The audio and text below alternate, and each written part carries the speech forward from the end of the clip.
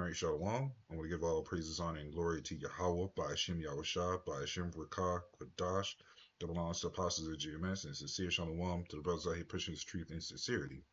So, this is um, something small I wanted to go into because this is a common mistake with people on the outside that doesn't really try to bother understanding things or just want to be arrogant in their ways.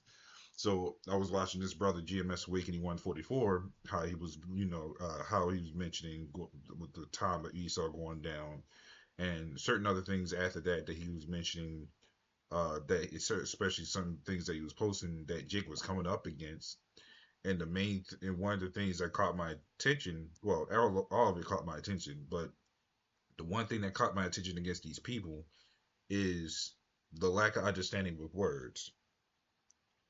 And it doesn't bother me because it's common, but when he mentioned it was actually another Israelite brother, then that's when it really set in because it was like you're supposed I mean, you're supposedly supposed to be more awakened to things around you, but again, that's why I call these other camps awoken. They just awoke. They're not awakened. They're actually just half sleep. When you go into the word awaken, it means you're fully aware of everything that goes on. That you're waking up to the light that like this when you wake up during the morning, there's light on you. That is basically a awakening, a cleansing of the mind. But these people won't understand that because he was saying that how can you curse? How can you say the name of the Lord and curse? That's wicked. And even of course, as the elder went into it a little bit, he was like that. That's basically impossible to be cursing when that's not even the right word. So to go further into depth, as he mentioned, cursing means I set a curse upon you, which means saying I hope you get hit by a bus. Now that is an actual curse.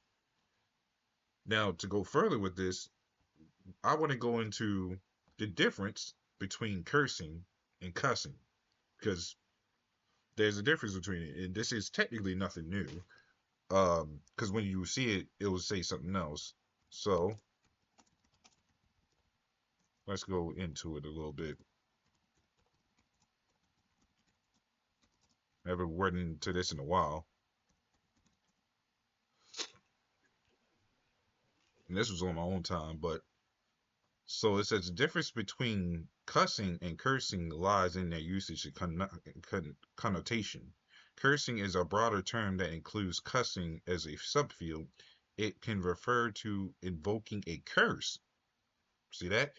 Invoking a curse or expressing a wish for harm to someone, which means I hope you get hit by a bus, or when we throw up curses.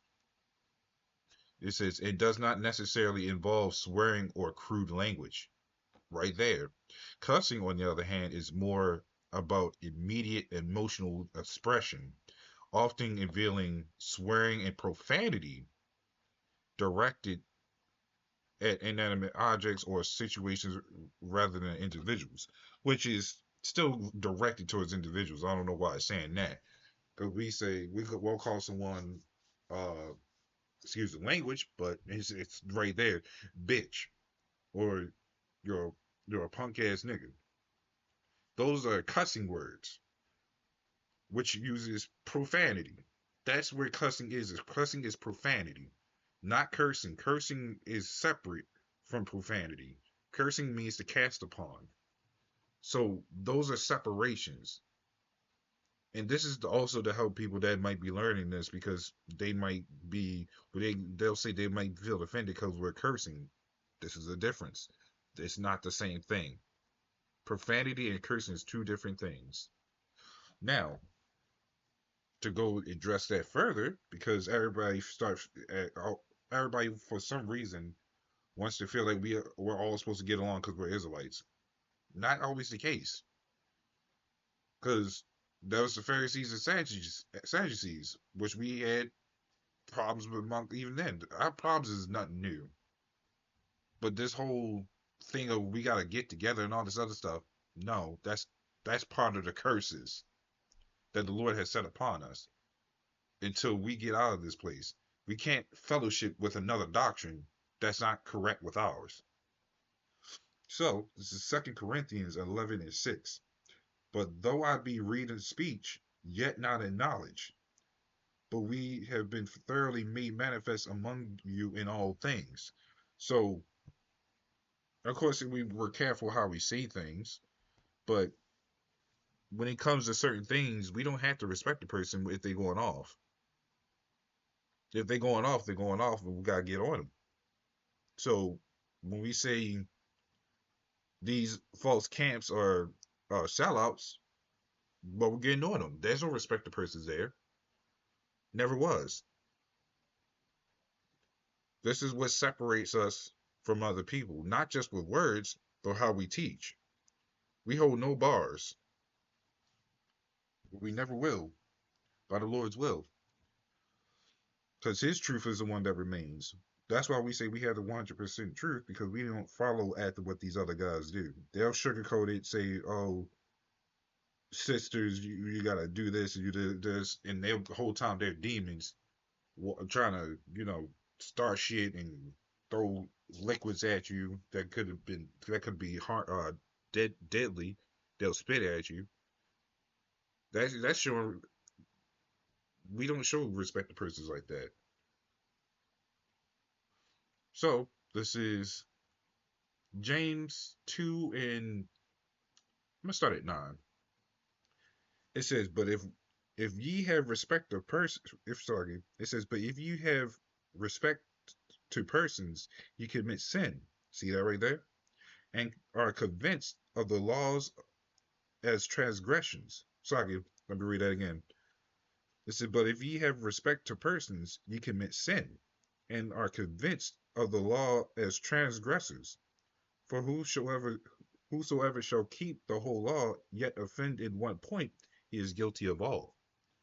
And you see, this is where we separate ourselves, because a lot of people wouldn't understand that. Now, to give some clarification, that part is talking about showing favoritisms, especially towards the rich and powerful. Like, again, uh, the high churches that's all about the laws but doing all the wicked things.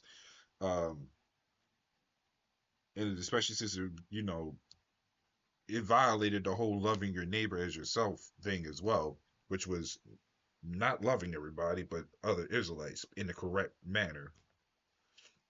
See, but back then they wasn't doing that stuff right, which again proves the point. None of this stuff is new. We couldn't get along back then, which means we couldn't get along now.